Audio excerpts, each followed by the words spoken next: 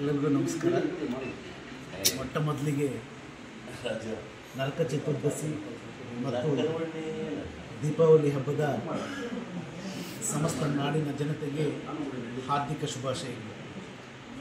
ಎಲ್ಲರೂ ಕೂಡ ಈಗಾಗಲೇ ನಮ್ಮ ಹಿರಿಯರು ಹೇಳಿದಂಗೆ ಇವತ್ತಿನ ದಿನ ನಮ್ಮ JDS ಪಕ್ಷದ ಹಿರಿಯರು ಕೋಲಾರ ಜಿಲ್ಲಾ ಮಾಜಿ ಜಿಲ್ಲಾ ಪಂಚಾಯಿತಿ ಅಧ್ಯಕ್ಷರು ಆಗಿರ್ತಕ್ಕಂಥ ನಮ್ಮ ಗೀತಾ ಆನಂದ್ ರೆಡ್ಡಿ ಅನ್ನೋರ ಮನೆಯಲ್ಲಿ ಅವರ ಮೊಮ್ಮಗಳದ್ದು ಈಶ್ವರನ ಕಾರ್ಯದ ಪರಿಸ್ಥಿತಿಯಲ್ಲಿ ಈಗಾಗಲೇ ಜಿಲ್ಲಾ ನಾಯಕರುಗಳು ಮತ್ತು ನಮ್ಮ ಕೇಂದ್ರ ಸಚಿವರು, ಕರ್ನಾಟಕದ ಯಶಸ್ವಿ ಮುಖ್ಯಮಂತ್ರಿಯಾಗಿರ್ತಕ್ಕಂಥ ಮಾಜಿ ಮುಖ್ಯಮಂತ್ರಿಗಳು ಆಗಿರ್ತಕ್ಕಂಥ ಕುಮಾರಣ್ಣನವರ ಸುಪುತ್ರರು, ರಾಜ್ಯದ ಯುವ ಘಟಕದ JDS ಪಕ್ಷದ ಅಧ್ಯಕ್ಷರು ಆಗಿರ್ತಕ್ಕಂಥ ನಿಖಿಲ್ ಕುಮಾರಣ್ಣವರು ಬಂದಿದ್ದರು.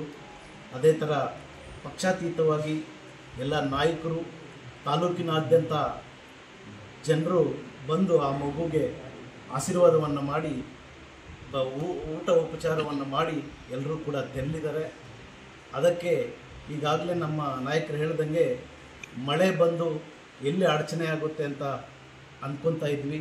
ಮಳೆ ಕೂಡ ಈ ಕಾರ್ಯಕ್ರಮ ಯಶಸ್ವಿ ಆಗಲಿ ಅಂತ ಹೇಳ್ಬಿಟ್ಟು ಆನಂದ್ ರೆಡ್ಡಿ ಅನ್ನೋರ ಮನೆ ಮೇಲೆ ಆಶೀರ್ವಾದ ಕೂಡ ಮಾಡಿದೆ.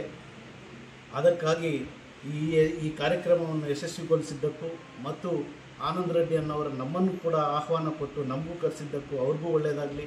ಈ ತಾಲೂಕಿನ ಜನತೆಗೆ ಕೂಡ ಮತ್ತೊಂದು ಸತಿ ದೀಪಾವಳಿ ಹಬ್ಬದ ಹಾರ್ದಿಕ ಶುಭಾಶಯಗಳನ್ನು ಹೇಳ್ತಾ ನನ್ನ ಮಾತನ್ನು ಮುಗಿಸ್ತೇನೆ.